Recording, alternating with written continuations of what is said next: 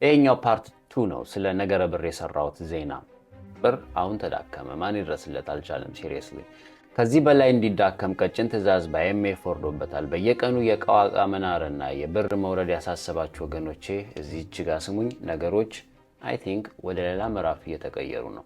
ዓለም አቀፍ የገንዘብ ድርጅት አይኤምኤፍ ልዑካን ቡድን በአዲስ አበባ የነበረውን ስብሰባ አጠናቋል። በአምስተኛው የኢኮኖሚ ማሻሻያ ግምገማ ላይ ለሀገራችን የሰጡት ጥብቅ ትዕዛዝ 3 ዋና ዋና ነገሮች ላይ ያተኩራል። የኢትዮጵያ ብር በውጭ ምንዛሬ ገበያ ላይ በአስቸኳይ ሙሉ በሙሉ ነፃ ሆኖ እንዲሳተፍ አይኤምኤፍ ወስኗል። እስካሁን የነበረው ፍሪ ነው ቢባልም ሳምሃው የገቨርንመንት የመንግስት ጣልቃ ገብነት ነበረበት። ይሄ እንዲቀር ነው እየታሰበው።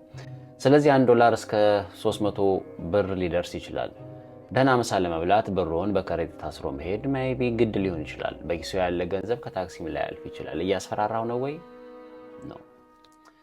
መንግስት በብድር ዶላር ለማግኘት ሲል የአይኤምኤፍ ውሳኔ መቀበሉ በሀገሬው ዜጋ ላይ ከባድ መርዶ አምጥቷል። ማምጣቱም አይቀርም። መንግስት በተለያዩ መሰረታዊ ነገሮች ላይ የሚያደርገውን ቀጥተኛ ድጎማ ደረጃ በደረጃ ሙሉ በሙሉ እንዲያነሳም አድርጓል። አይ ቲንክ አይኤምኤፍ ሊትራሊ ይጠጉናል። የነዳጅ ድጎማ፣ የአፈር ማዳበሪያ ድጎማ፣ የምግብ እህል ግዢ ድጎማ ይቅር ብሏል ዓለም አቀፉ የገንዘብ ተቋም አይኤምኤፍ። ይህም በጣም አስፈሪ የሚያደርገው ደግሞ መንግስት ብር ወደ ካዝና መሰብሰብ ይኖርበታል። ኢንፍሌሽኑን ለማስተካከል መንግስት ገንዘብ መሰብሰብ ይኖርበታል ወደ ካዝናው ብድሩን ለመመለስ። ሀገር ውስጥ ታክስና ቀረጥ አሰባሰብ በከፍተኛ ሁኔታ እንዲጨመርና መንግስት ገንዘብን እያደነ ወደ ካዝናው እንዲያስገባ ከስምምነትም ተደርሷል።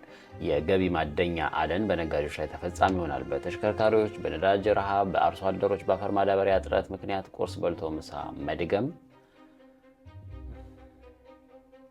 መርዶ ነው የሚሆነው። ከዚህ በላይ ስለዚህ ነገር ማውራት እናንተ ምን ትላላችሁ? ይህ ውሳኔ በኑሯችን ላይ ምን አይነት ተጽዕኖ ያመጣል? ሀሳባችሁን በኮመንት አካፍሉ።